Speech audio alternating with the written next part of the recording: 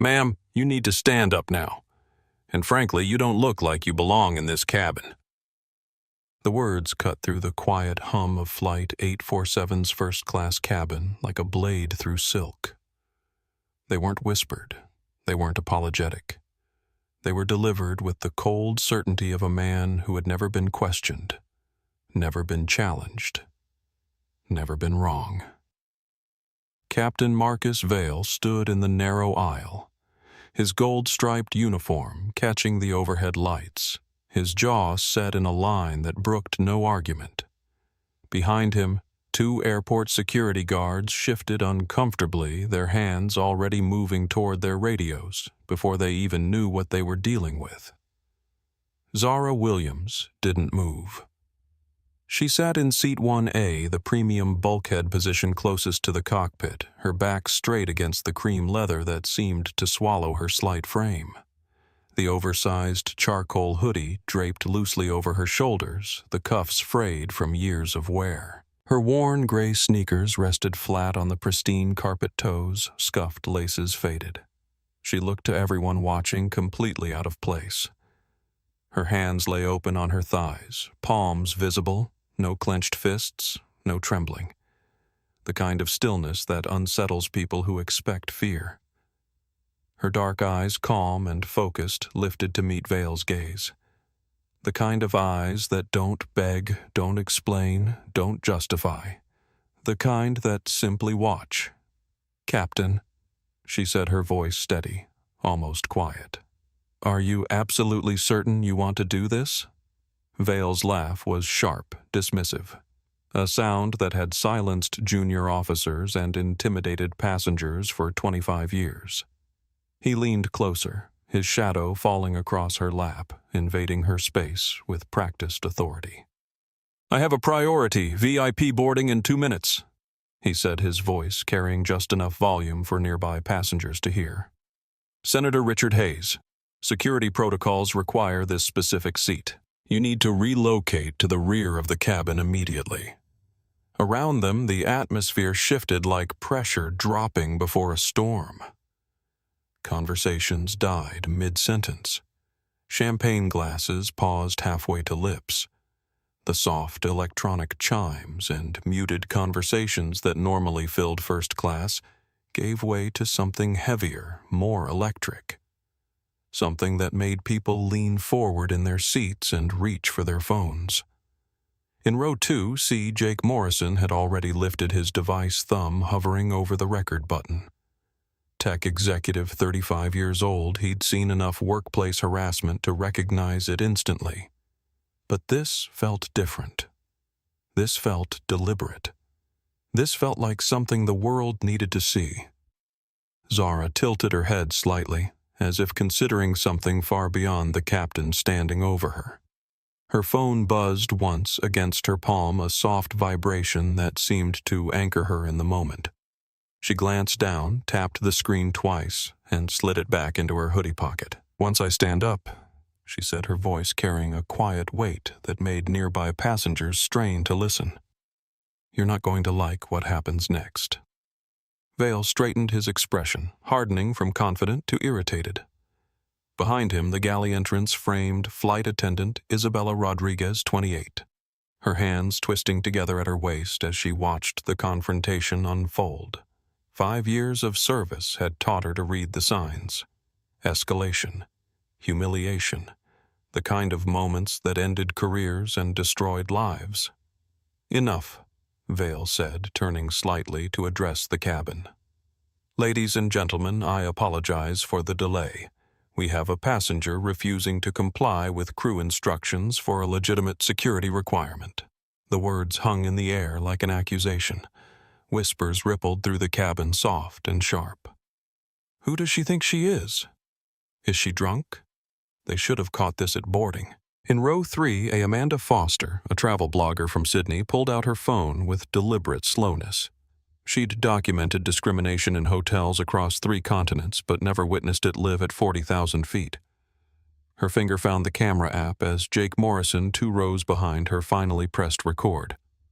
"This is Jake Morrison coming to you live from Flight 847.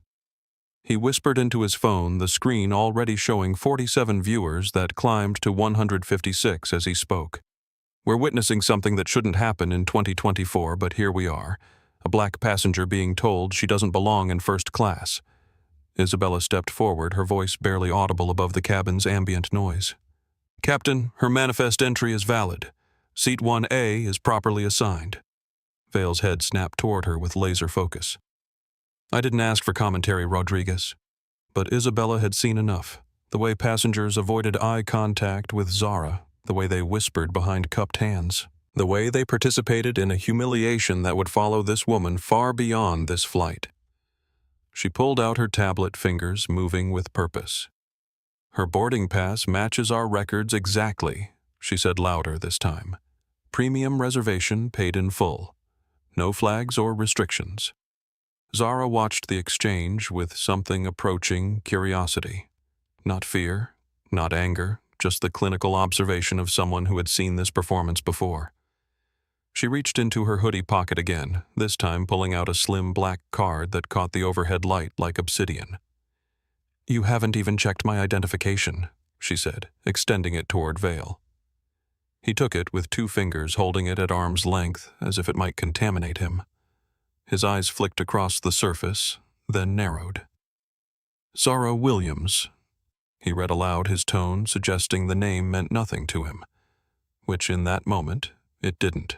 The card itself was unmarked except for a small logo in the corner, a stylized wing design that Isabella recognized but couldn't quite place. Vale turned it over, examining it like evidence in a crime he was certain had been committed. This looks suspicious, he announced to no one in particular. High-limit cards like this are often fraudulent, used by people trying to access services they can't afford. Jake's viewer count hit 1,200. Comments were flooding the stream faster than he could read them, a digital waterfall of outrage and disbelief. Call her out! This is disgusting. Get her name. Someone needs to stop this. Amanda had started her own stream, her Australian accent cutting through the cabin noise. I'm filming from Flight 847 New York to London, and what we're seeing here is absolutely unacceptable. A woman is being removed from her paid seat because of how she looks.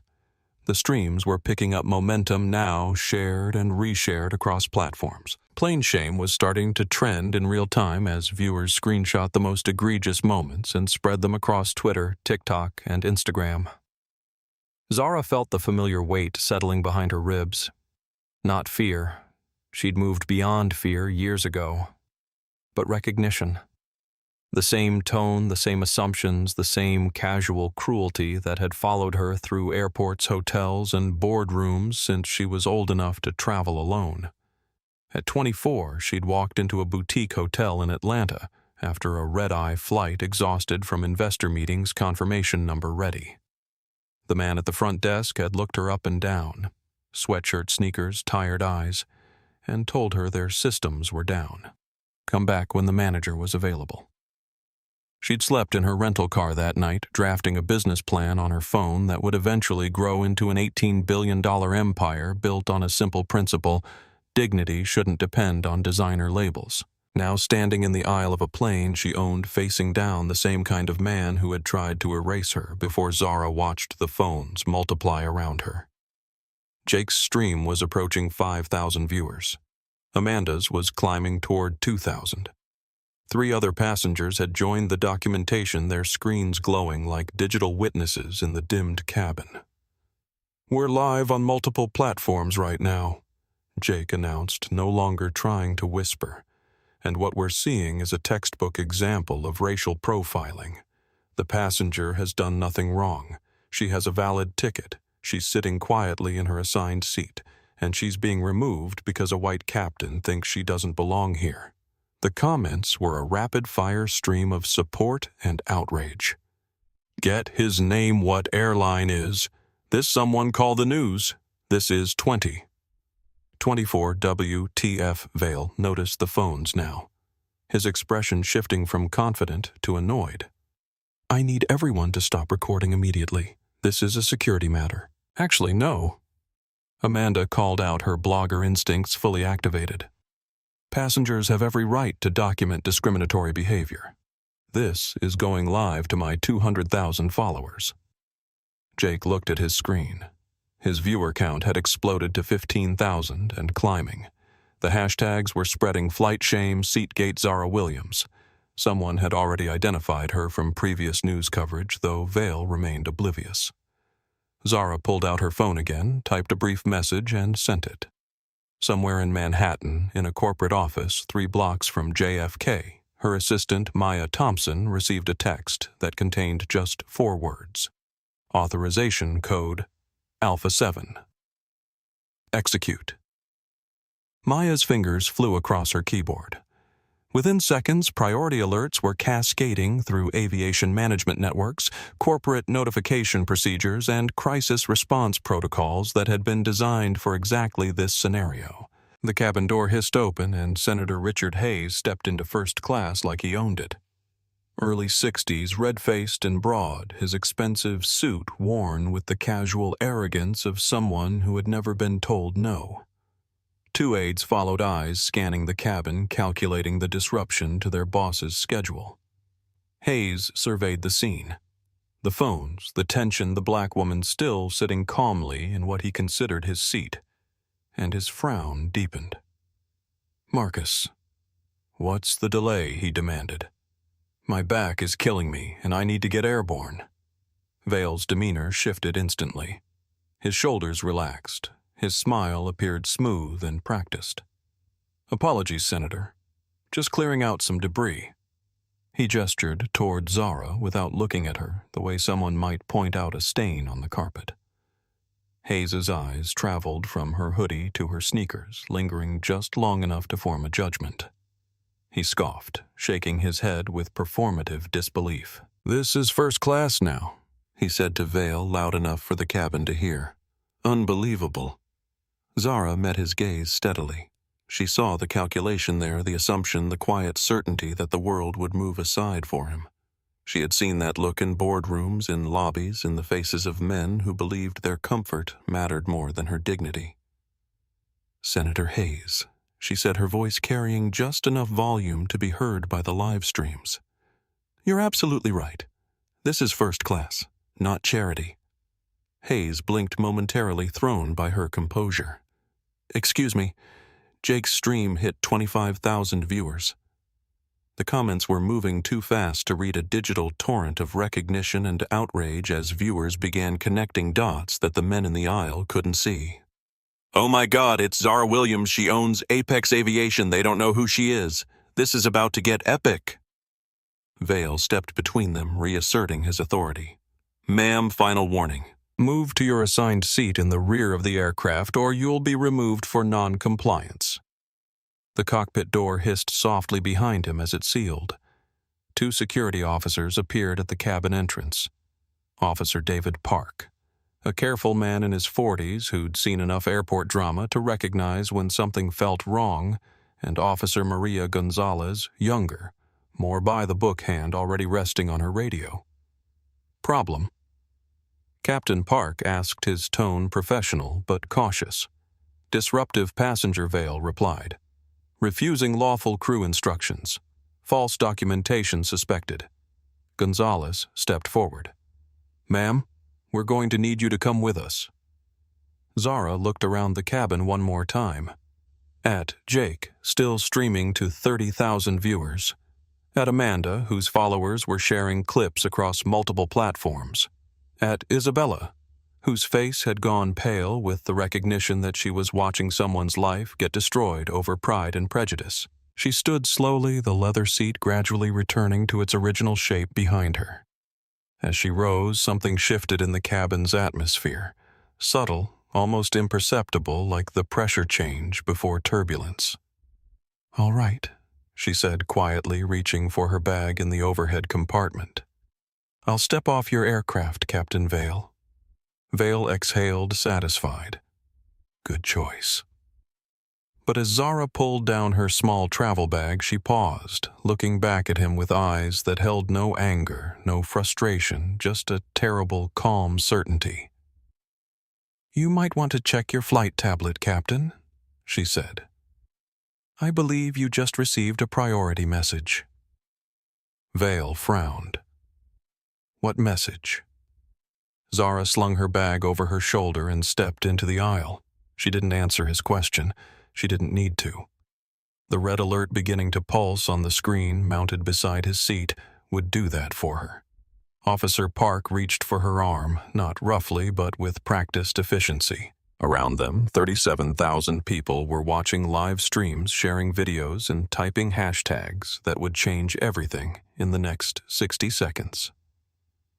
Zara Williams, tech mogul and owner of Apex Aviation Group, walked toward the cabin door with quiet dignity, while the men who had humiliated her remained completely unaware that they had just made the worst mistake of their professional lives.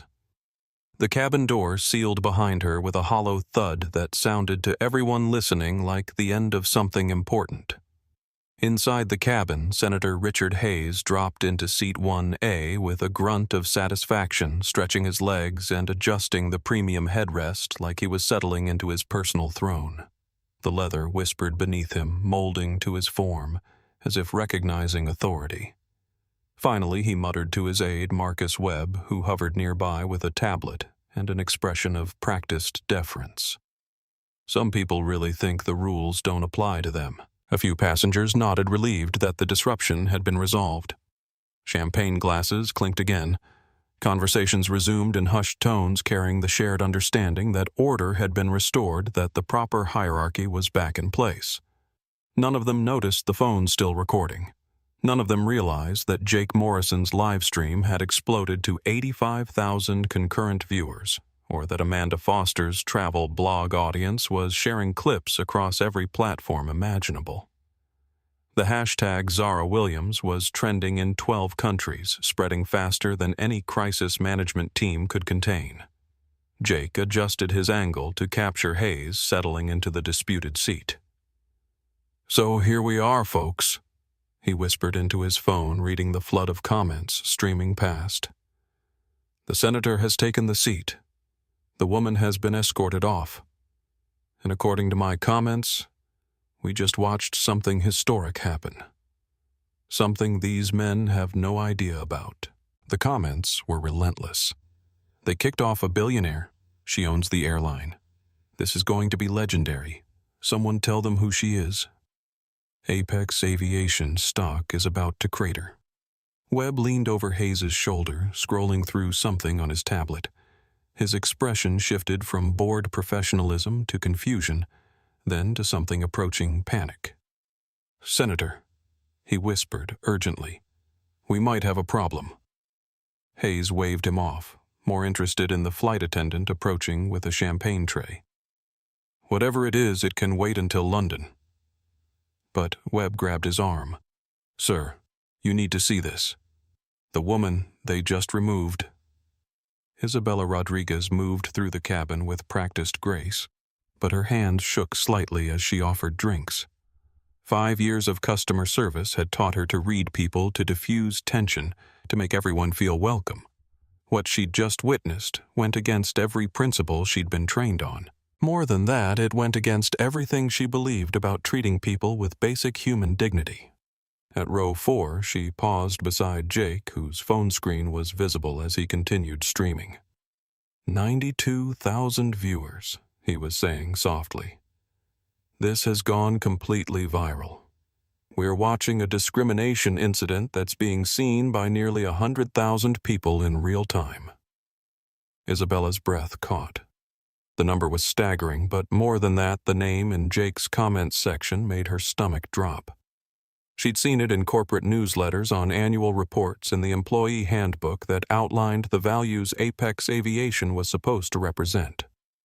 Zara Williams, founder and CEO, net worth $18.2 billion according to Forbes, owner of the aircraft they were sitting in. "Oh no," Isabella whispered, the words slipping out before she could stop them. Jake looked up. "You know something, don't you?" Isabella's eyes darted toward the cockpit where Captain Vale was running through his pre-flight checklist with the smug satisfaction of a man who believed he'd handled a difficult situation perfectly. "I can't." She began, then stopped. The professional response warred with the human one. The right thing to do battled against the safe thing to do. Jake read her expression. She's someone important, isn't she? Before Isabella could answer, Captain Vale's voice crackled over the intercom. Ladies and gentlemen, this is Captain Vale. We apologize for the delay. We've resolved the security issue and will be departing shortly. Flight time to London remains 6 hours and 45 minutes. The announcement felt like a victory lap. Around the cabin, passengers settled in, convinced they were finally getting the premium service they'd paid for. In the cockpit, Vale was entering his flight plan when the priority message alert chimed. Expecting weather updates or air traffic delays. Instead, he found a message that made his blood run cold. Priority alert. Owner on board. Zara Williams, founder/CEO, Apex Aviation Group. Comply with all requests immediately. Contact operations. Vale stared at the words, reading them twice, 3 times, hoping they would somehow rearrange themselves into something that made sense. But the message remained accompanied by a corporate photo that showed the same woman who had just been escorted off his aircraft. "This has to be a mistake," he muttered, but his hands were already shaking as he reached for the secure communication device. In the terminal, Zara Williams walked between Officers Park and Gonzalez with measured steps, her bag slung casually over her shoulder. The jet bridge felt longer than usual, each step echoing off the walls like a countdown. "Ma'am, Officer Park said quietly, I want you to know this doesn't feel right to me. What happened in there?" Zara glanced at him. Park was in his mid-40s. Careful eyes, the kind of expression that suggested he'd seen enough to recognize injustice when it stared him in the face. "What's your first name, officer?" she asked. "David," he replied, puzzled by the question. "David, you're going to want to remember this conversation," Zara said. "In about 3 minutes, you're going to receive a radio call that changes everything." Officer Gonzalez frowned. "Ma'am, what kind of call?" But Zara's phone was buzzing. She answered on the first ring. "Maya authorization confirmed," came the crisp voice of Maya Thompson, her executive assistant. "Legal is standing by. Media response team is activated. The board has been notified. Do you want me to implement the full protocol?" Zara paused at the terminal window, looking back at Flight 847 through the rain-streaked glass. The aircraft sat on the tarmac like a sleeping giant, unaware that its ownership was about to reassert itself in the most dramatic way possible. Full protocol, she confirmed. And Maya. "Make sure Captain Vale's 25-year service record is available for review. All of it." The line went quiet for a moment. "Understood. Anything else? Get Senator Hayes's financial records. I want his staff to see exactly how much he owes us before they land in London." Back on the aircraft, Webb had finally gotten Hayes to look at his tablet. The senator's face had gone through several shades of red before settling on a pale gray that suggested genuine panic. "This can't be right," Hayes whispered, staring at the Forbes profile photo. "The woman in the hoodie. She's worth $18 billion. Jake's live stream had hit 125,000 viewers. The comments were a waterfall of disbelief and anticipation. When are they going to realize Captain Vale is done? "I can't believe this is happening live." Greatest plot twist ever. She's walking back to the plane. Amanda Foster lowered her phone, her Australian accent cutting through the cabin chatter. "Folks, I need everyone to understand what's happening here. The woman who was just removed from this aircraft owns it. She owns the airline. She owns the bloody terminal we're sitting in." A ripple of confusion passed through first class. Passengers looked at each other, trying to process information that seemed impossible. "That's ridiculous," Hayes snapped, but his voice lacked conviction. If she owned the airline, why would she dress like that? "Like what?" Senator Amanda challenged, her camera still rolling. "Like a human being who values comfort over appearance. Like someone who doesn't need to prove her worth with designer labels." Vale's voice came over the intercom again, but this time it carried a subtle tremor. Ladies and gentlemen, we're experiencing a brief technical delay. Please remain seated while we resolve a communications issue. Jake read the comments flooding his stream. Guys, my viewers are telling me she's walking back to the aircraft. Zara Williams is coming back. Through the terminal windows, passengers could see movement on the jet bridge. 3 figures approaching the aircraft, 2 airport security officers, and a woman in a charcoal hoodie walking with the kind of quiet confidence that suggested she belonged wherever she chose to be. Isabella's radio crackled to life. All Apex Aviation personnel priority notification. Owner on property. Comply with all directives immediately. This is not a drill. She looked around the cabin at the passengers checking their phones at Senator Hayes, arguing with his aide at Captain Vale emerging from the cockpit with sweat beading on his forehead. Ladies and gentlemen, she announced, her voice carrying more authority than it had ever held before. I need everyone to remain seated. We're about to have a very important visitor. Officer Park's radio exploded with static and urgency. Unit 12, hold position immediately. Do not detain the subject. Repeat. Do not detain. He stopped walking, his hand moving instinctively to the radio. Dispatch confirm instructions. You have the asset owner. The voice crackled back, edged with something between panic and disbelief.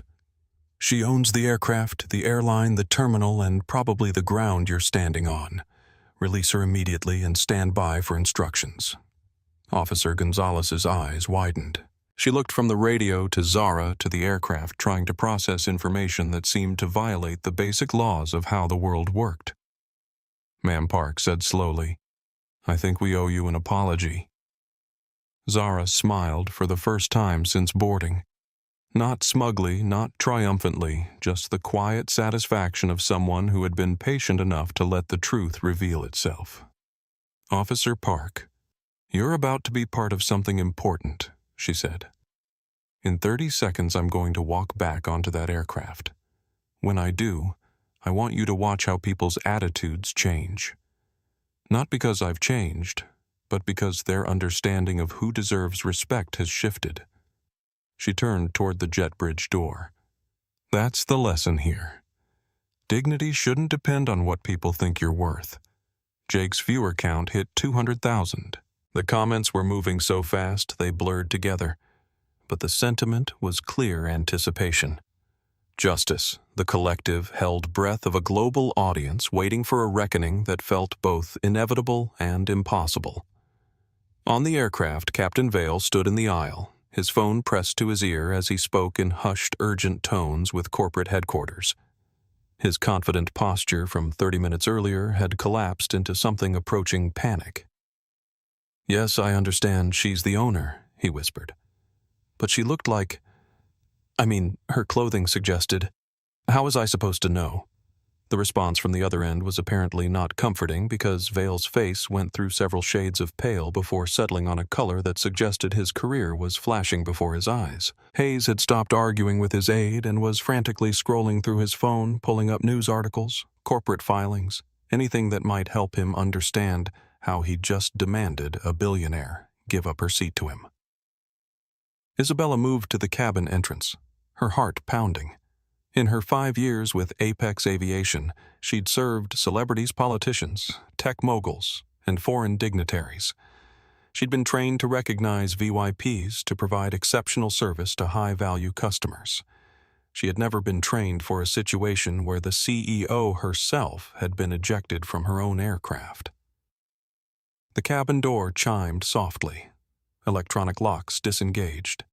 The seal hissed as pressurization equalized. Zara Williams stepped back into first class. This time, everything was different. The cabin fell silent. Not the uncomfortable quiet that had followed Vale's initial confrontation, but something deeper. The kind of silence that happens when people suddenly realize they've been watching history unfold and didn't recognize it until the final act. Jake's stream hit 250,000 viewers. Comments flooded the screen faster than humanly possible to read. Here she comes justice time. I've never seen anything like this. Greatest power move ever. They're all about to lose their jobs. Zara walked down the aisle with the same quiet dignity she'd shown when leaving, but something fundamental had shifted. She no longer hunched her shoulders or tried to minimize her presence. She moved with the easy confidence of someone who belonged exactly where she was. Captain Vale stood frozen in the galley, his phone still pressed to his ear, his face the color of wet concrete. Senator Hayes had stopped looking at his tablet and was staring at Zara with an expression that suggested his world was collapsing in real time. Isabella stepped forward, her voice barely above a whisper. "Ms. Williams, on behalf of all Apex aviation personnel, I want to apologize for what happened. It was completely unacceptable." Zara paused, studying Isabella's face. She saw genuine regret there, along with the kind of moral courage that had been missing from everyone else on the aircraft. "What's your name?" Zara asked. "Isabella Rodriguez, ma'am. I've been with the company for 5 years." "Well," Isabella Zara said, her voice carrying to every corner of the now silent cabin, "you're the only person who spoke up when it mattered. I won't forget that." She continued down the aisle, approaching seat 1A, where Senator Hayes sat like a man watching his political career evaporate in real time. The confrontation everyone had been waiting for was about to begin. Zara stopped beside seat 1A, looking down at Senator Richard Hayes with the kind of calm that precedes earthquakes. The cabin held its breath. Jake's live stream had exploded to 340,000 viewers, with comments moving so fast they created a digital blur of anticipation and outrage. "Senator Hayes," she said quietly, "you're sitting in my seat." Hayes looked up, his red face now drained of color, sweat beating at his temples despite the air conditioning. "Now listen here. I don't know who you think you are, but I think," Zara interrupted, her voice never rising above conversational level, "that I'm Zara Williams, founder and majority owner of Apex Aviation Group, which means I own this aircraft, this airline, and the maintenance contracts for your personal jet." The words hit the cabin like a shockwave. Gasps erupted from multiple rows. Someone's champagne glass slipped from nerveless fingers, shattering against the floor with a sound like breaking expectations. Jake's viewer count hit 400,000. The comments were a frenzy. "Oh my God," she said it. "Apex Aviation. Owner, $18 billion. They are so screwed. Greatest moment in internet history." Captain Vale dropped his phone. It clattered to the galley floor, the corporate voice on the other end still squawking instructions he could no longer hear over the roaring in his ears. 25 years of flying, 25 years of authority, 25 years of believing his uniform made him untouchable, and he'd just ejected his own boss from her own aircraft. Hayes scrambled to his feet, nearly tripping over his own shoes in his haste to vacate the seat. "There's been a misunderstanding," he stammered. If you had known I was wealthy, you would have treated me differently," Zara said, settling into seat 1A with fluid grace. "That's the problem, Senator. Respect shouldn't depend on net worth." She opened her laptop, the screen illuminating her face with pale blue light. "Speaking of net worth, your Gulfstream is grounded at Teterboro. Maintenance fees overdue by 6 months. You owe my company $750,000. Hayes's aide Webb pulled out his tablet with shaking fingers. The numbers were all there: outstanding invoices, penalty fees, interest charges accumulating daily. Their private transportation was effectively hostage to the woman they'd just humiliated.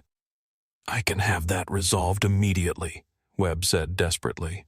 Zara didn't look up from her screen. Too late for that conversation.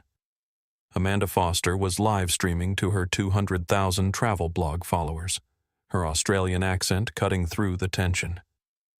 "This is absolutely unprecedented.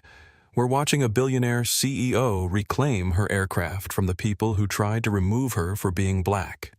This is going to change aviation forever. Isabella approached cautiously, her entire career flashing before her eyes. 5 years of perfect performance reviews, 5 years of building toward management, 5 years that might have just ended because she'd witnessed discrimination and hadn't done enough to stop it. "Ms. Williams," she began, her voice barely audible. Zara looked up from her laptop. "Isabella Wright, 5 years with the company, single mother, night school for your business degree. Apartment in Queens mortgage current." Isabella's eyes widened.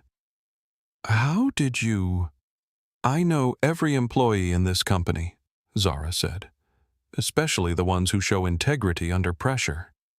You tried to speak up when it mattered. That tells me everything I need to know about your character." She typed something on her laptop, then turned the screen toward Isabella. "Effective immediately, you're promoted to Manager of Customer Experience, reporting directly to the VP level. Starting salary $95,000. Full benefits, education assistance, and a company car." Isabella's knees nearly buckled. "Ma'am, I don't know what to say. Say you'll help me build an airline where what happened today never happens again." Through tears, Isabella nodded. "Yes, ma'am. Absolutely yes." Meanwhile, Captain Vale stood frozen in the galley, his phone buzzing incessantly with calls from corporate headquarters. His hands shook too badly to answer. The gold stripes on his sleeves, which had carried such weight for so many years, now felt like evidence of crimes he couldn't take back. Zara's fingers moved across her keyboard with practiced efficiency. "Captain Marcus Vale," she said without looking at him. 25 years of service, 14 customer complaints in the last 2 years, 7 incidents of what HR classified as aggressive passenger management, 3 discrimination allegations that were quietly settled. Vale's throat worked soundlessly. The corporate settlements weren't supposed to be public knowledge. "Your employment with Apex Aviation is terminated effective immediately," Zara continued. "Security will escort you from the aircraft. Your final paycheck will be direct deposited, minus deductions for tonight's delay, costs, customer compensation, and breach of conduct penalties." "Please," Vale managed to croak. "I have a family. A mortgage. 25 years of service has to count for something." Zara finally looked at him. Her expression wasn't angry or vindictive, just tired. "It does count, Captain. It counts as 25 years of opportunities to learn that a person's worth isn't determined by their appearance. You had 9,125 days to figure that out. Tonight was your final exam." Security officers appeared at the cabin entrance. Not airport security this time, but Apex Aviation's own personnel, their expressions professionally neutral as they approached Vale. "Gentlemen," Vale said desperately, recognizing the lead officer. "Tom, we've worked together for years. You know I'm not a racist. This was just a misunderstanding." Officer Tom Martinez cut him off with a raised hand. "Captain Vale, please surrender your company badge, identification, and access cards. You'll be escorted to the terminal and provided with transportation home." The cabin watched in stunned silence as Vale fumbled with his lanyard, his hands shaking so badly he couldn't work the clips.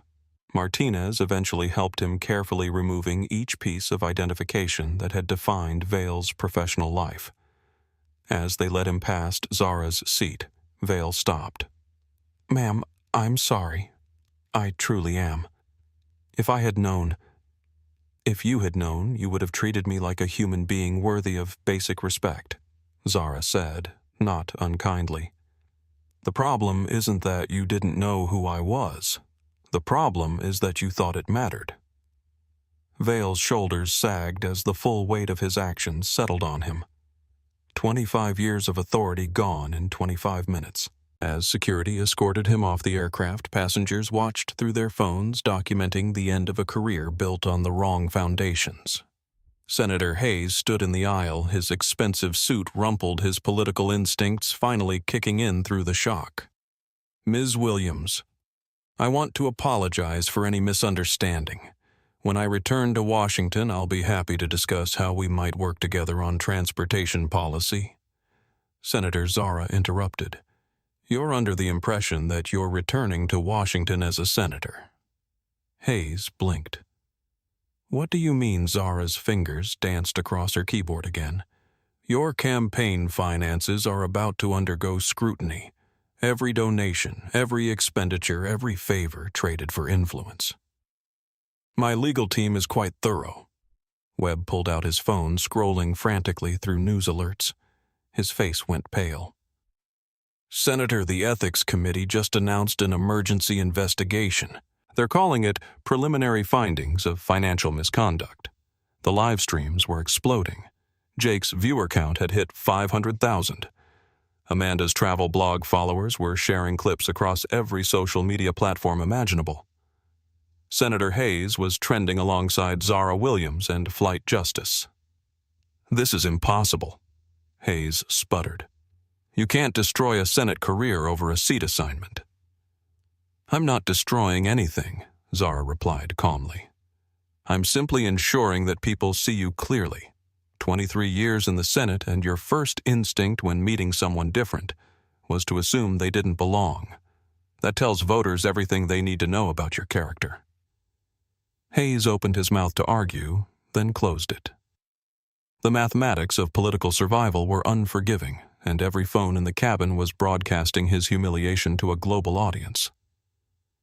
"Your seat assignment," Zara continued, "is now 47B, middle seat, between a crying baby and someone who apparently brought fish sandwiches." The collective gasp from first class was audible even over the live streams, as Hayes gathered his belongings and shuffled toward the rear of the aircraft, his head down and his political career in ruins. Zara turned to address the cabin. "Ladies and gentlemen," she said, her voice carrying easily to every seat, "I want to apologize for the disruption. This isn't how Apex Aviation operates, and it's not how human beings should treat each other." She stood commanding attention without effort. "What you witnessed tonight was discrimination, plain and simple. A passenger was judged not by her behavior, her ticket validity, or her right to be here, but by her appearance, by assumptions about who belongs in first class and who doesn't." Jake adjusted his phone to capture her perfectly, his 600,000 viewers hanging on every word. "This airline was built on a simple principle: everyone deserves to travel with dignity. Tonight we failed that standard catastrophically. But we're going to use this failure as a foundation for change." She touched her laptop screen, and the cabin's entertainment devices flickered to life, displaying the Apex Aviation logo. "Effective immediately, every Apex Aviation employee will undergo mandatory bias training. Not the standard corporate workshop, but real education about unconscious prejudice and its impact on real people. We're implementing AI monitoring for discriminatory behavior, passenger feedback procedures, and zero-tolerance policies for bias in any form." Isabella stood near the galley, tears streaming down her face. In 5 years with the company, she'd never heard leadership speak with such clarity about values that actually mattered. Furthermore, Zara continued, "Any passenger who experiences discrimination on our aircraft will receive full compensation, a written apology, and our commitment to investigate and correct the behavior that harmed them. This isn't about lawsuits or publicity. This is about being the airline we should have been all along." The cabin erupted in applause. Not the polite golf claps typical of first class, but genuine sustained approval that spoke to how hungry people were for accountability and change. Amanda lowered her phone, wiping at her eyes. "I've documented discrimination around the world," she said to her live stream audience, "but I've never seen someone turn their own humiliation into a commitment to transform an entire industry. This is leadership." Jake's comments section was moving too fast to read, but the sentiment was clear, overwhelming support for Zara's response, fury at the discrimination she'd endured, and hope that real change might actually be possible. Finally, someone with power doing something. This is how accountability works. Buying Apex stock, Immediately respect, respect, respect. Miguel Santos, the aviation technician who had been called to verify Zara's passenger status, approached hesitantly. Hispanic mid-30s, he'd spent the entire confrontation feeling sick about his role in the discrimination.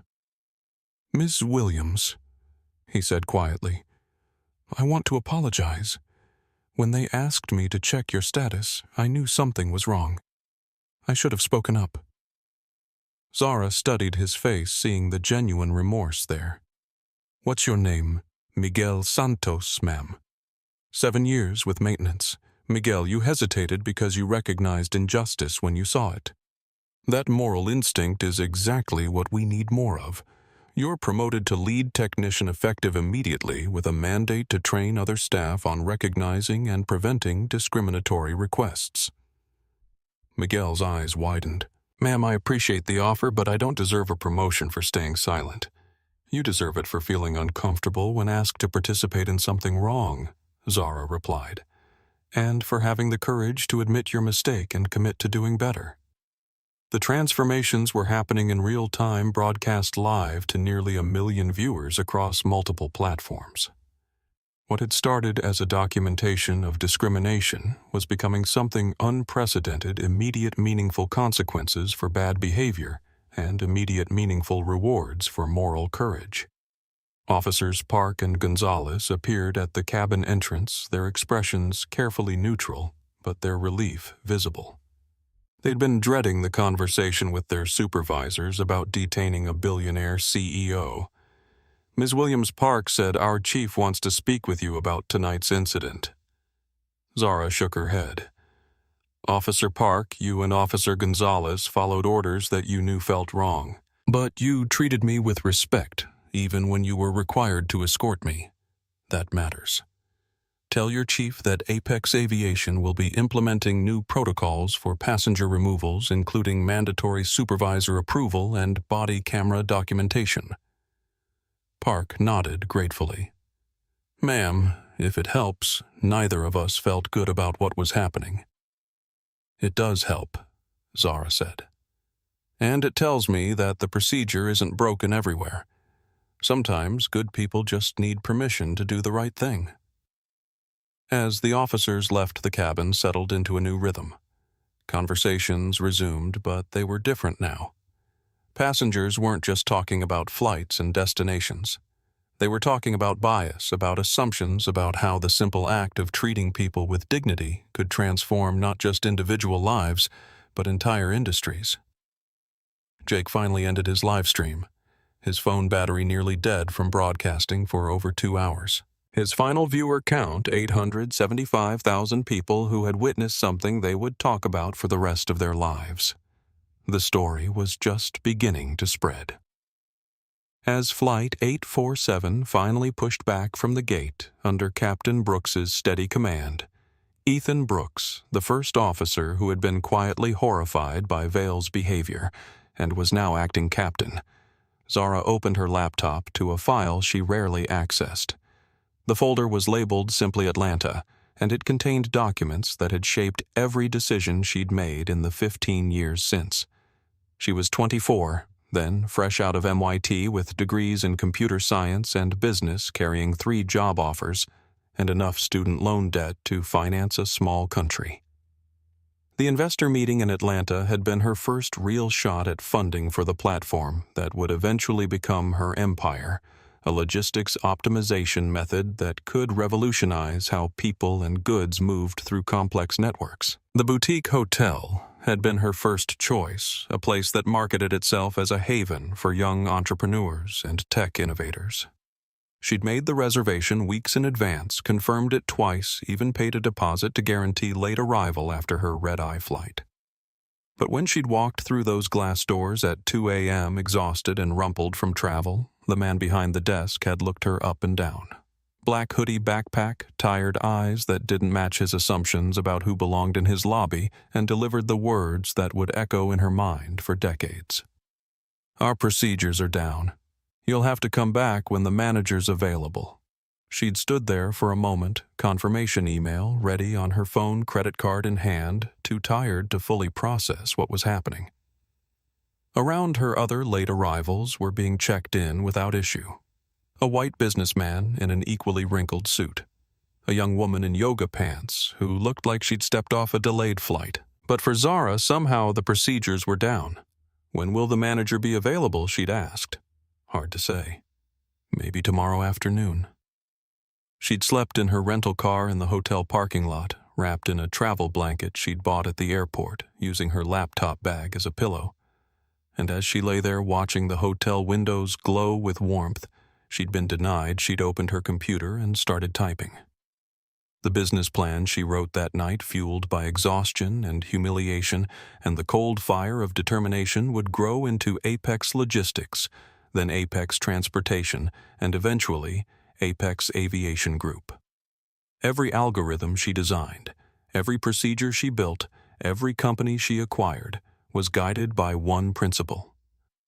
Dignity shouldn't depend on appearance, wealth, or anyone else's assumptions about who deserved respect. Her phone buzzed, pulling her back to the present. Maya Thompson, her executive assistant, was calling from Manhattan. Status report. Zara answered. The video clips are everywhere, Maya said. Twitter, TikTok, Instagram, YouTube. Zara Williams is trending in 43 countries. Stock price is up 18% in after-hours trading. The Harvard Business Review wants an interview. So does 60 Minutes. Zara looked out the window as New York's lights fell away beneath them. And the backlash minimal so far. A few people questioning why you didn't identify yourself immediately, but the overwhelming response is supportive. The discrimination was too clear, too documented for anyone to defend. What about Vale and Hayes? Maya's voice carried satisfaction. Vale's home address was leaked by someone not us. Protesters are gathering. Peaceful so far, but his neighbors aren't happy about the attention. Hayes's office is in full crisis mode. 3 major donors pulled support in the last hour. Zara nodded, feeling the familiar weight of responsibility. Power created consequences intended and unintended. Her response to discrimination would reshape careers, influence legislation, and send ripples through industries far beyond aviation. The question wasn't whether she had the right to use that power, but whether she had the obligation to use it wisely. Her laptop chimed with an encrypted message from Dr. Jennifer Walsh, her head of data analytics and the architect of Apex's bias detection procedures. Jenny had been working on the project for 3 years, building algorithms that could identify discriminatory patterns in everything from seat assignments to upgrade distributions. The flight data is fascinating, Jenny's message read. We've been tracking Vale for 8 months. 17 instances of moving minority passengers for VIP accommodations. Tonight wasn't an anomaly. It was a pattern. Zara opened the attached file, revealing a dashboard that mapped Vale's decisions over the past 2 years. The visualization was damning a clear bias toward relocating Black and Hispanic passengers, while accommodating white passengers' requests for seat changes, even when those requests were less justified. How many other captains show similar patterns? She typed back. 12 across the entire fleet. We've been building cases quietly, waiting for the right moment to implement comprehensive reforms. Tonight accelerated our timeline considerably. This was the deeper game Zara had been playing for years. The public saw a successful entrepreneur building a transportation empire. What they didn't see was the methodical construction of accountability procedures designed to catch and correct bias before it could harm people. Every Apex Aviation aircraft was equipped with recording devices that captured not just safety data, but behavioral patterns. Every customer interaction was analyzed for signs of discriminatory treatment.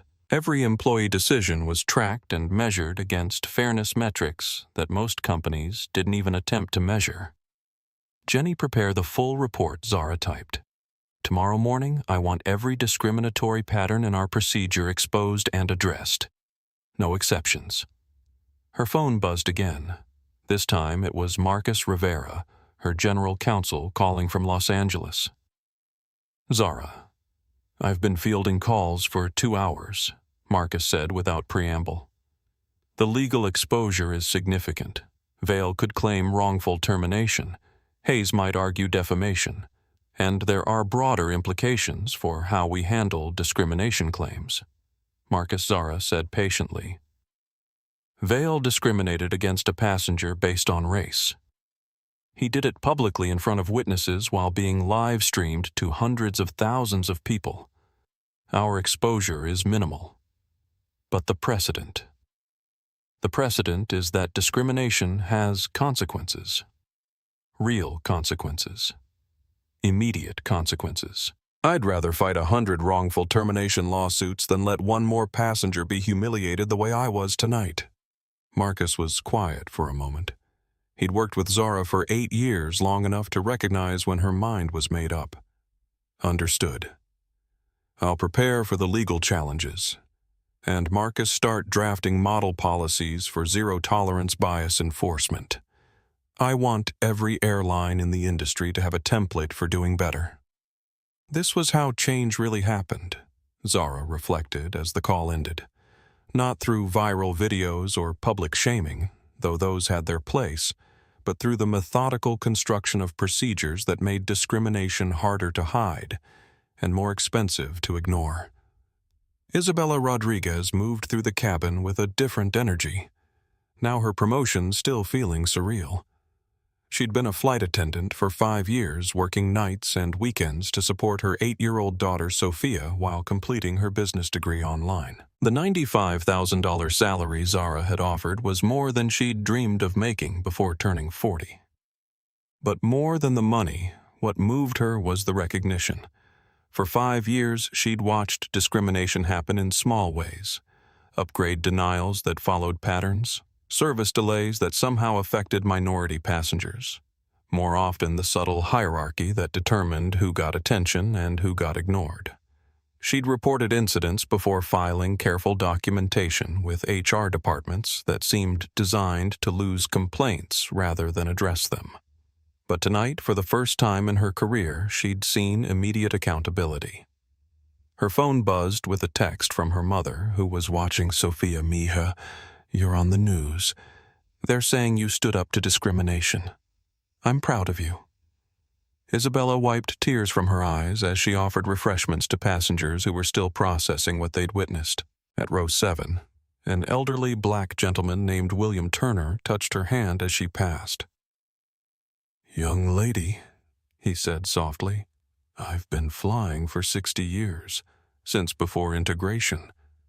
What that woman did tonight, what you did by speaking up, it matters more than you know." Turner's wife Dorothy nodded agreement. We saw it happen to others so many times. People looking at us like we didn't belong, questioning our tickets, making assumptions.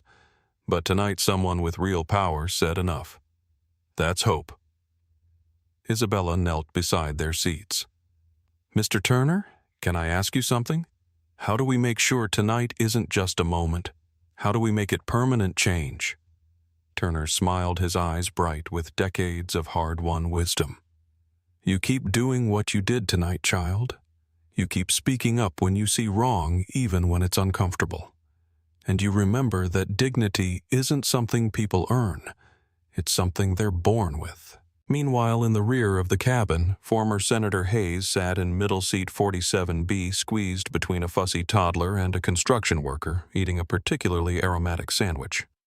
His aide Webb had been relegated to 52C, separated by 15 rows, and a bathroom that smelled like industrial disinfectant. Hayes stared at his phone, watching his political career disintegrate in real time. The ethics investigation was just the beginning. Opposition researchers were already digging through 23 years of vote statements and recorded comments, looking for patterns that matched tonight's behavior. His wife had called twice, her voice tight with the strain of watching their life unravel on national television. Their daughter, a junior at Georgetown Law, had sent a single text, "Dad, how could you?" But it was the call from his longtime chief of staff, Patricia Kim, that had really driven home the scope of his catastrophe. "Senator, the polling data is preliminary, but it's devastating," she'd said. 73% disapproval among registered voters, 89% among voters under 35. Your primary challenger just got 3 major endorsements in the last hour. Hayes had built his career on understanding power dynamics, on knowing when to push and when to retreat. What he'd failed to understand was that those dynamics were changing, that the casual prejudices that had been acceptable in private clubs and donor dinners were becoming political suicide in an interconnected world. His phone buzzed with another news alert. Apex Aviation stock soars as CEO's discrimination response wins praise. The woman he'd dismissed as debris had gained $3.2 billion in net worth while he'd lost a Senate seat. The mathematics of respect had never been clearer. In seat 1, Zara closed her laptop and looked around the cabin. The passengers were settling into sleep or quiet conversation, but the energy remained different. People were making eye contact across racial lines, starting conversations they might never have initiated before tonight. She thought about the 24-year-old who had slept in a parking lot in Atlanta writing business plans by dashboard light. That young woman had been angry, humiliated, determined to prove she belonged anywhere she chose to be. The woman she'd become understood that belonging wasn't something you proved to others. It was something you claimed for yourself and then worked to guarantee for everyone else. Her phone displayed one final message from Sofia Rodriguez, Isabella's 8-year-old daughter, Ms. Williams. "My mom says you're helping make airplanes fair. Thank you for helping my mom be brave." Zara smiled, closing her eyes as the aircraft climbed through the night sky. Tomorrow would bring interviews, congressional hearings, corporate responses, and the endless complexities of turning a moment of accountability into lasting institutional change. But tonight, for the first time in 15 years, she felt like the circle was finally closing. By the time Flight 847 reached cruising altitude, the story had escaped the boundaries of aviation news and became something larger, a cultural moment that touched every conversation about respect, discrimination, and power in America. Jake Morrison's live stream had been downloaded and shared across every major platform. The original video, which captured the moment Zara revealed her identity, had been viewed 23 million times on TikTok alone. On Twitter, Zara Williams was trending alongside Flight Justice and Respect Matters, generating 400,000 posts per hour. Maya Thompson worked from Apex Aviation's Crisis Communications Center in Manhattan, coordinating with social media managers, legal teams, and public relations specialists across 3 time zones. The response was unlike anything she'd handled in 15 years of corporate communications. "The numbers are unprecedented," she reported to Zara via encrypted call. YouTube views 45 million and climbing. Instagram stories featuring the video 2.8 million. LinkedIn posts from business leaders over 50,000. This isn't just viral content anymore. This is a business case study being written in real time. The hashtags had taken on lives of their own. Zara Williams generated stories from travelers sharing their own experiences with discrimination. Captain Vale became a cautionary tale about the consequences of bias. Senator Hayes evolved into a political liability that opponents would use for decades. But it was Respect Matters that captured the deeper impact. Under that tag, people shared not just travel horror stories, but workplace discrimination, housing, bias, educational inequality. A catalog of moments when dignity had been denied, based on appearance, accent, or assumption. Celebrity responses amplified the reach exponentially. Oprah Winfrey posted a photo of herself in casual clothes with the caption, "Respect isn't earned by designer labels. It's given because we're human. Respect matters." The post generated 2.1 million likes in 6 hours. Actor Michael B. Jordan shared the video with his own story. "I've been asked to leave first-class seats I paid for. Money doesn't make you immune to racism, but power can help you fight back." Zara Williams. Flight Justice. The international response was equally powerful. In the UK, where Flight 847 was headed, Member of Parliament Diane Abbott tweeted, "Discrimination knows no borders. Watching an American CEO transform humiliation into accountability gives me hope for change everywhere." American Airlines was the first competitor to respond, announcing an immediate review of passenger accommodation policies within 3 hours of the video's initial posting. Delta followed with a commitment to enhanced bias training for all customer-facing staff. United Southwest and JetBlue issued similar statements by morning. But corporate America's response went beyond airlines. Marriott Hotels announced plans to implement Apex's bias detection technology across their properties. Hilton committed to diversity audits of customer service interactions. Car rental companies, cruise lines, and train operators scrambled to review their own policies before becoming the next discrimination story to go viral. The Federal Aviation Administration issued an unusual late-night statement. The FAA takes seriously any reports of discriminatory treatment of passengers. We will be reviewing the circumstances of tonight's incident and working with industry partners to ensure all travelers are treated with dignity and respect. On Capitol Hill, Representative Alexandria Ocasio-Cortez announced plans for hearings on transportation discrimination. Senator Elizabeth Warren called for federal legislation requiring bias training for all aviation personnel. Even Republican lawmakers wary of being associated with Hayes's behavior issued statements supporting fairness in customer service. The stock market response was immediate and dramatic. Apex Aviation Group's shares jumped 34% in after-hours trading as investors recognized the brand value of moral leadership. Competing airlines saw mixed results. Stocks fell for carriers with recent discrimination controversies, while companies with strong diversity records gained ground. But the real industry impact went deeper than stock prices. Human resources departments across corporate America were receiving urgent requests to review customer interaction policies. Companies that had treated bias training as a check-the-box exercise were suddenly investing in comprehensive programs designed to prevent viral disasters. The video had created a safe space for people to share experiences they'd previously kept private. Under respect matters, a pattern emerged that was both heartbreaking and illuminating. Dr. Aisha Patel, a cardiologist from Chicago, posted, "I've been randomly selected for additional screening on 47 of my last 50 flights. Tonight's video gave me the courage to file formal complaints. No more silence." Marcus Williams, a software engineer from Seattle, shared, "They moved me from first class because a gold member needed my seat. The gold member was white. I had platinum status. Watching Zara Williams tonight reminded me that documentation matters."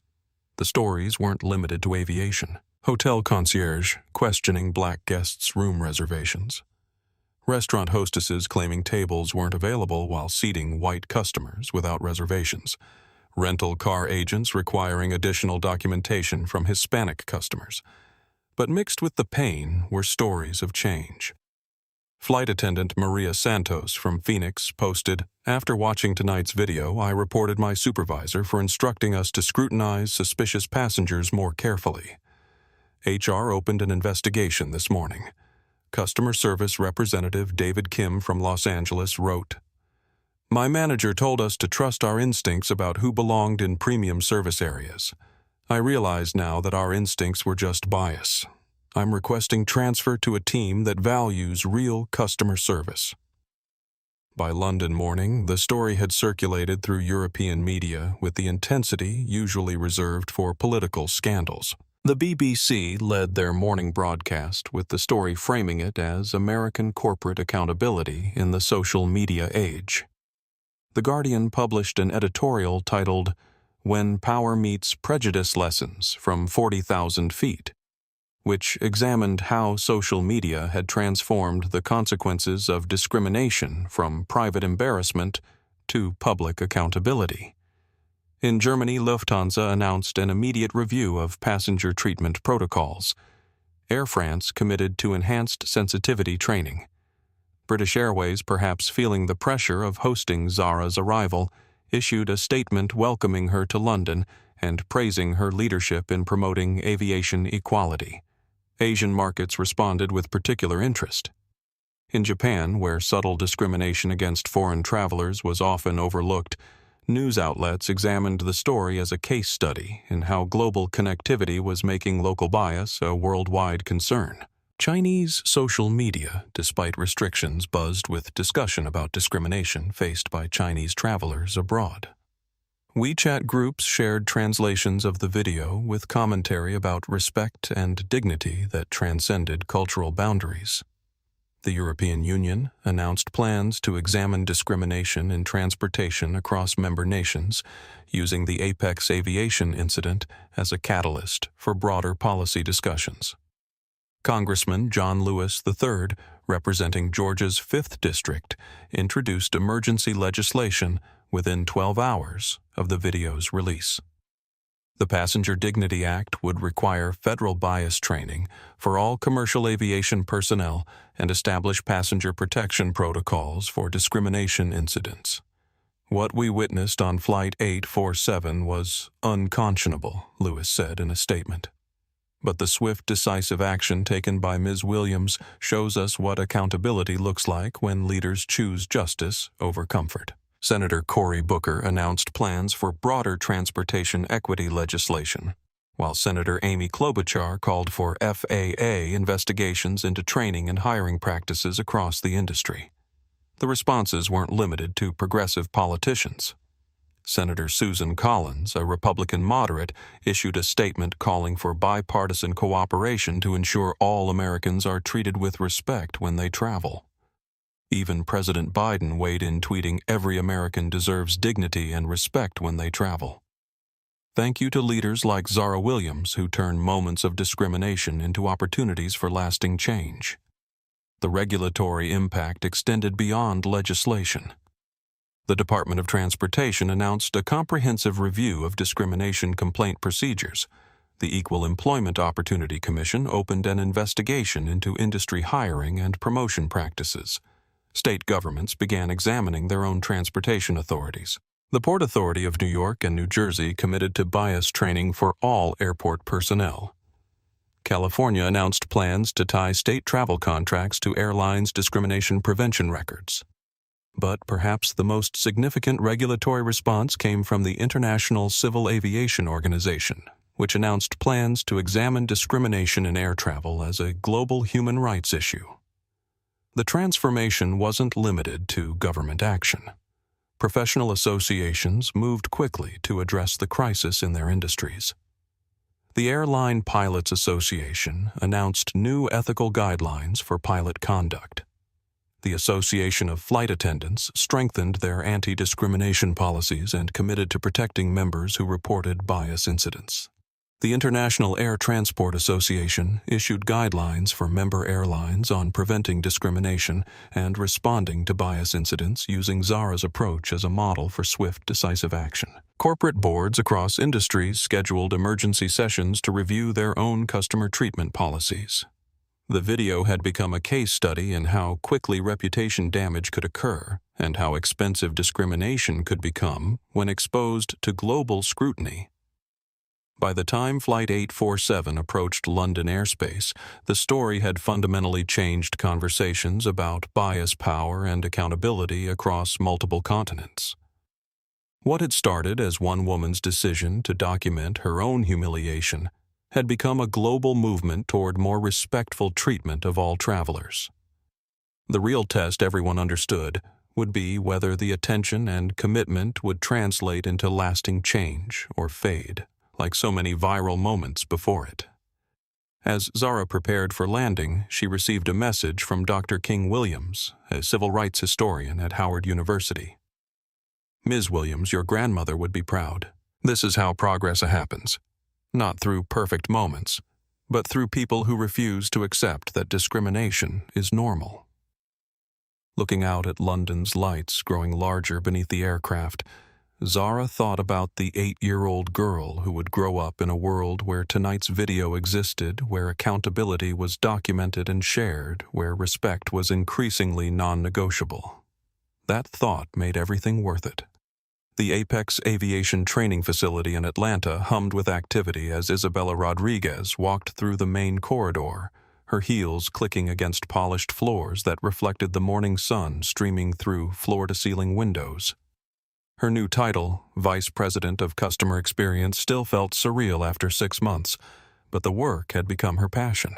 The facility housed what had become the industry standard for bias prevention, a comprehensive program that combined virtual reality simulations, psychological testing, and real-world scenario training that other airlines were licensing for their own staff development. "Good morning, Isabella," called Dr. Jennifer Walsh, hurrying to catch up with a tablet full of data. The quarterly numbers are remarkable. Discrimination complaints across the industry are down 67%. Customer satisfaction scores for minority travelers have improved across all major carriers. Isabella smiled, though the numbers still carried the weight of individual stories. Behind each percentage point were real people who had been treated with dignity instead of suspicion, respect instead of discrimination. "What about our own metrics?" Isabella asked as they walked toward the main conference room. "Even better. 0 confirmed discrimination incidents in 6 months. Customer advocacy scores at all-time highs. And we're getting applications from flight attendants at every major airline. People want to work for a company that takes these issues seriously." The conference room was already full when they arrived. Maya Thompson was connecting via video from New York, while representatives from United, Delta, American, and Southwest joined remotely to review the latest bias detection algorithms that Apex had made open source. The AI monitoring procedure is identifying potential bias before it becomes discrimination, reported Carlos Mendoza, Apex's new director of algorithmic fairness. "We're catching patterns in upgrade distributions, seat reassignments, and service delays that might have gone unnoticed for years."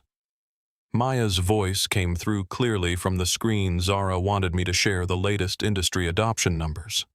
47 airlines worldwide are now using our bias detection technology.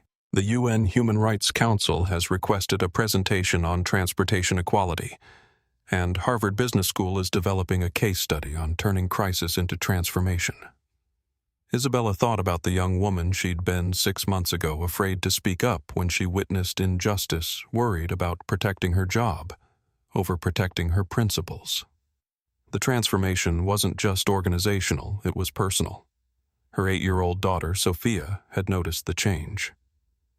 "Mommy, you stand up straighter now," she'd said the week before. "And you talk different when you tell me about work. Like you're proud." At a small flight training school in Phoenix, Marcus Vale stood before a classroom of aspiring pilots, his voice steady as he recounted the worst night of his career.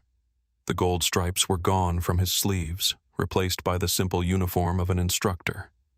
But the lessons he was teaching were more valuable than anything he'd learned in 25 years of flying. "I destroyed my career in 25 minutes, he told the young pilots, many of them women and minorities who had fought for opportunities Vale had always taken for granted. "Not because of a mechanical failure or a weather emergency, but because I treated a passenger like she was less than human." The classroom was silent. Vale's story had become legend in aviation training programs. A cautionary tale about the cost of bias and the importance of treating every passenger with respect, regardless of appearance. "The worst part," Vale continued, "wasn't losing my job. It was realizing how many other passengers I'd treated poorly over the years. How many people I'd hurt with my assumptions and prejudices. How many careers I might have damaged with my behavior." A young black woman in the 3rd row, Jessica Martinez, raised her hand. "Captain Vale, why are you telling us this? Why put yourself through the humiliation?" Vale was quiet for a moment, choosing his words carefully. "Because if my shame can prevent even one of you from making the same mistakes, then maybe some good came from the worst night of my life." After the class, Vale drove to his small apartment, a far cry from the suburban house he'd lost in the divorce that followed his public disgrace. But the letters he received from former passengers who had experienced his bias, some forgiving, some not, reminded him that redemption was measured in changed behavior, not restored comfort. Meanwhile, in a modest office in Alexandria, Virginia, former Senator Richard Hayes worked late into the evening, preparing materials for the nonprofit organization he'd founded after losing his re-election bid by 37 percentage points. The Second Chances Initiative helped formerly incarcerated individuals navigate the complex process of rebuilding their lives, finding housing, employment, and dignity in a procedure designed to keep them marginalized. It was ironic work for a man who had built his political career on law and order rhetoric. But Hayes had learned something about marginalization during his own fall from grace. Mr. Hayes said Denise Washington, a program coordinator, who had been skeptical when the disgraced politician had offered to work for free. "The Johnson family wants to thank you personally. You helped them find housing when no one else would even return their calls." Hayes nodded, filing away papers that documented small victories in the fight for human dignity. His political career was over, his financial security destroyed by legal fees and the loss of lobbying opportunities. But for the first time in decades, he was doing work that mattered more than his own advancement. His phone buzzed with a text from his daughter, "Dad, I saw the article about your work with formerly incarcerated families. I'm proud of you. Finally." That message meant more than any Senate vote he'd ever won.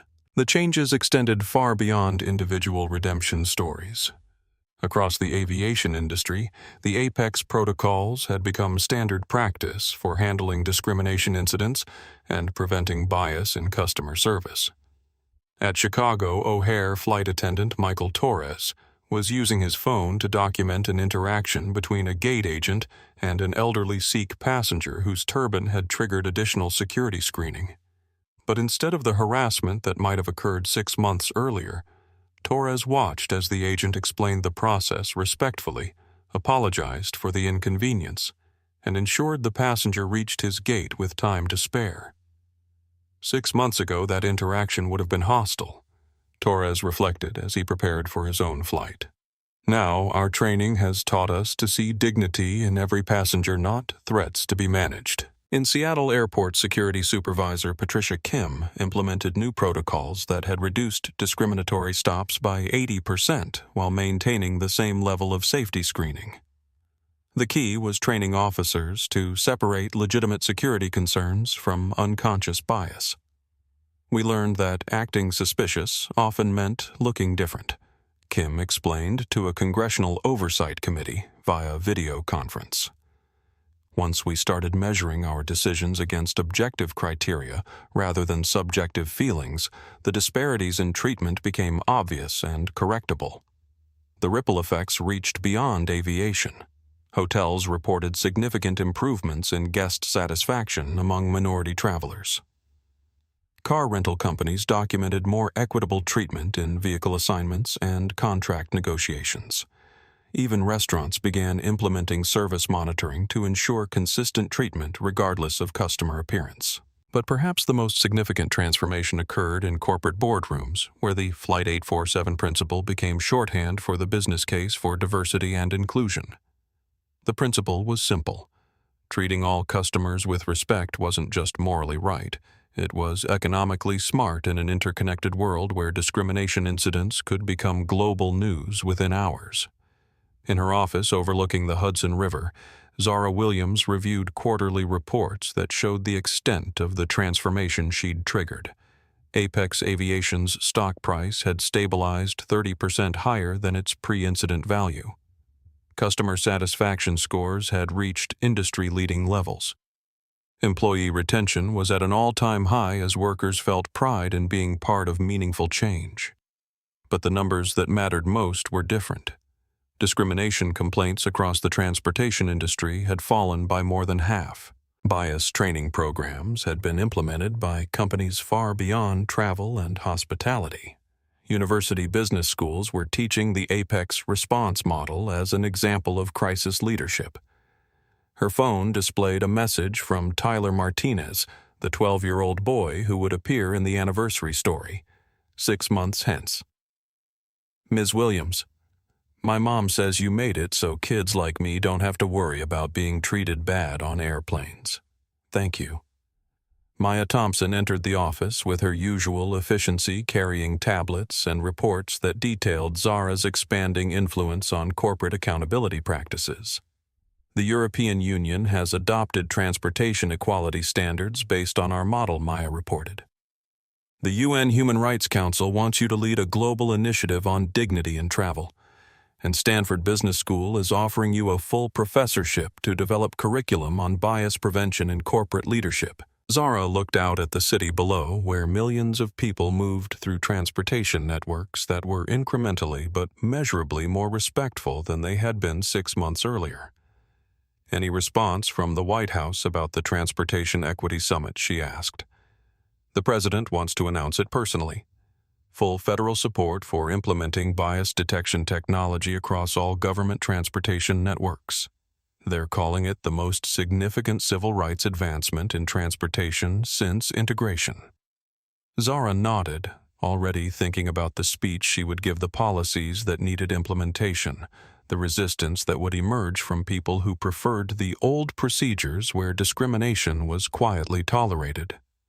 Her laptop chimed with a message from Dr. Jennifer Walsh, new data from the monitoring procedures. We're identifying bias patterns in healthcare, education, and financial services. The algorithms we developed for aviation are exposing discrimination everywhere. Are you ready to take this beyond transportation? Looking at the message, Zara felt the familiar weight of responsibility. The success of the aviation transformation had proven that bias detection and rapid response could create meaningful change. The question was whether she was ready to expand the fight to every procedure where dignity was negotiable and respect was rationed based on appearance. She typed a simple response. Send me the data. Let's see how big we can make this. Outside her window, a plane climbed through the afternoon sky carrying passengers who would never know that their respectful treatment was connected to a night 6 months earlier when one woman had refused to accept that discrimination was normal. The transformation was accelerating, and Zara Williams was just getting started. 1 year later, Zara Williams walked through JFK Terminal 4 with the same quiet confidence she'd carried that December night. But everything else had changed. The terminal buzzed with a different energy. Now staff moved with more intentionality. Passenger interactions carried more warmth, and the subtle hierarchies that had once segregated travelers had been replaced by a more equitable approach to service. She wore the same charcoal hoodie, the same worn sneakers carrying the same simple bag. It was partly nostalgia, partly experiment, and partly reminder that dignity should never depend on designer labels. At Gate 47, the same gate where Flight 847 had departed a year earlier, passengers waited for the London flight that would retrace her journey. But this time, news crews lined the terminal documenting the anniversary of what had become known simply as the flight in aviation circles. Jake Morrison approached with his familiar live stream setup, but his confidence was different now. The tech executive who had accidentally documented history had parlayed his viral moment into a platform for social justice advocacy that reached millions of followers. Zara Williams, 1 year later, he said into his phone camera. Ready to see how much has changed, Zara smiled. Ready to see how much more we need to do. They walked toward the gate together past a digital display showing the latest industry statistics. Discrimination complaints down 73% industry-wide, customer satisfaction up across all demographic groups, and bias training now mandatory for 200,000 aviation employees worldwide. But the real changes were subtler, more human. At the gate, Zara watched a young Hispanic family being welcomed aboard for priority seating, their children's eyes wide with excitement about their first international flight. A year ago, that family might have faced additional scrutiny, questioning about their ticket validity or assumptions about their ability to afford premium seats. Isabella Rodriguez appeared at the boarding gate, but her uniform was different now. As Vice President of Customer Experience, she wore a distinctive silver pin that identified her as part of Apex's executive team. Her 8-year-old daughter, Sophia, stood beside her visiting the workplace that had transformed her mother's life. Ms. Williams. Sophia said with the serious tone children use when they know something important is happening, "My mom says you helped make airplanes fair. I want to be like you when I grow up." Zara knelt to Sophia's eye level. "What does being like me mean to you?" "Standing up when things are wrong," Sophia replied immediately. "Even when it's scary." As boarding began, Zara noticed something that would have been impossible. A year earlier, the crew was genuinely diverse, not as a corporate checkbox exercise, but as a reflection of intentional hiring practices that prioritized character over appearance, competence over connections. The captain was Elena Morrison, a Latina pilot who had been promoted through Apex's Accelerated Advancement Program for underrepresented aviators. Her first officer was David Park Jr.'s son of the airport security officer who had initially escorted Zara from the aircraft, but had since become an advocate for respectful law enforcement procedures. Ms. Williams, Captain Morrison, announced over the intercom as Zara took her seat 1A again by deliberate choice on behalf of everyone at Apex Aviation. "Welcome aboard Flight 847. This flight represents not just a journey to London, but a commitment to ensuring every passenger travels with dignity and respect." The cabin erupted in applause, not the polite golf claps typical of first-class cabins, but sustained appreciation from passengers who understood they were part of something larger than transportation. As the aircraft pushed back from the gate, Zara opened her laptop to review messages that had accumulated throughout the day. Universities requesting speeches about corporate accountability, government officials asking for guidance on bias detection in public services, international organizations seeking advice on human dignity in customer service. But the message that caught her attention was from Tyler Martinez, now 13 years old, writing from his family's home in Phoenix. "Ms. Williams, I flew alone for the first time last week to visit my grandmother in San Diego. The flight attendants were so nice, and nobody questioned whether I belonged in first class. My mom used miles for the upgrade. I kept thinking about what you said about dignity being something you're born with, not something you earn. Thank you for making flights safe for kids like me." As Flight 847 climbed through the night sky toward London, Zara stood and addressed the cabin one final time. Unlike the defensive moment a year earlier, this speech carried the weight of proven transformation and sustainable change. "1 year ago, I sat in this same seat and experienced discrimination that should never happen to anyone." She began, her voice carrying easily to every row. But what happened after that night proved something important. When people of conscience document injustice and demand accountability, entire procedures can change. She paused, looking around the cabin at faces that reflected every demographic group, every economic background, every story of struggle and achievement that made up the American travel experience. The statistics tell part of the story. Discrimination complaints down 73% across the industry. Customer satisfaction up for every demographic group. Bias training now standard practice for 200,000 aviation workers. But numbers don't capture what really changed. She gestured toward Captain Morrison in the cockpit, toward Isabella Rodriguez in the galley, toward the diverse crew that represented intentional progress rather than accidental tokenism. What changed is the assumption that respect is something you earn, rather than something you deserve. What changed is the idea that dignity depends on appearance, accent, or anyone else's opinion about where you belong. What changed is the acceptance that discrimination is just part of business as usual.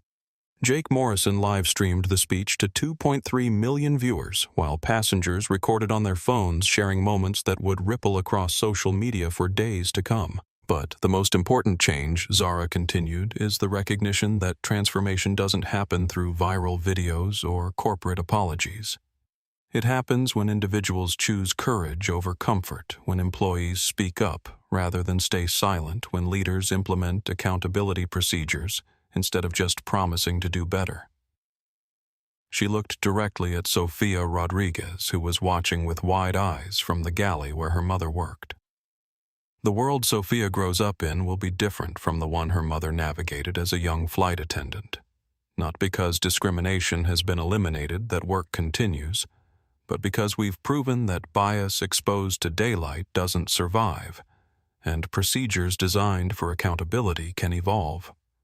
The cabin was silent passengers hanging on every word, not because they were required to listen, but because they recognized they were hearing history being interpreted by the person who had made it. Every time you speak up against injustice, you're not just standing for yourself, Zara concluded. You're redesigning the world for everyone who comes after you. Your voice matters. Your dignity matters. Your presence in any space you choose to occupy matters. Never let anyone convince you otherwise. As applause filled the cabin, stretching on for nearly 2 full minutes, Zara returned to her seat with the quiet satisfaction of someone who had turned personal humiliation into institutional transformation. Outside the aircraft windows, stars wheeled overhead in patterns that had guided travelers for millennia. But inside the cabin, something newer was taking shape. A commitment to ensuring that the journey toward respect and dignity would continue long after the cameras stopped rolling and the headlines faded. The plane flew on through the night, carrying passengers who understood they had witnessed not just a speech, but a promise about the kind of world they were all responsible for creating. When Flight 847 landed at Heathrow 12 hours later, Zara Williams walked off the aircraft with the same quiet dignity she had carried onto it a year earlier. But this time she walked into a world that was measurably more respectful, demonstrably more fair, and infinitely more accountable to the principle that every human being deserves to travel through life with dignity intact. The transformation was complete, but the work would never end. And Zara Williams, who had learned that power was most effective when used to lift others rather than elevate yourself, was ready for whatever came next. If this story moved, you remember that respect isn't earned by appearance. It's owed to every human being who walks through this world with courage and dignity. Hit that like button if you believe everyone deserves to travel with respect. Subscribe for more stories where quiet strength changes the world. And share this video with someone who needs to remember that their voice matters, their dignity matters, and their presence in any space they choose to occupy matters. Because when we speak up against injustice, we don't just stand for ourselves, we redesign the world for everyone who comes after us. Your story matters. Tell it.